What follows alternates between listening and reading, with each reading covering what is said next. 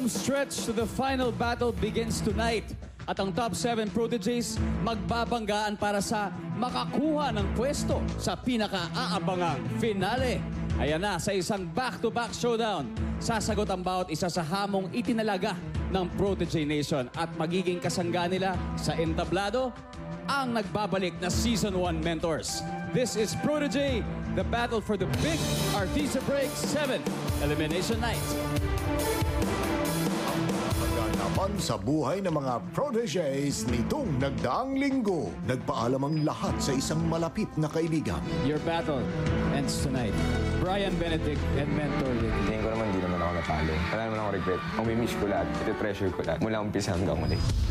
At may samahang mentor protege na nayanig. Na-disappoint ako dun sa acting side. Hindi ko sabing kailangan maging perfect na konting ganyan. Pak! Sa pagbukas ng bagong linggo, sinikap matutunan ng top 7 ang mga bagay na malayo sa kanilang nakasanayan. So I was asked to do this because they want you to learn to be kontrabidas. Akala mo sa akin, hindi ko kaya maging kontrabida. Wala sa pangangatawan yun. Kayang-kaya ko sila patupiin. Baka di ko sila matansya. Habang patuloy na pinalalakas ang kanilang husay sa drama. Yung attitude na yan, mali. At ako lang makikita mo, tension siya.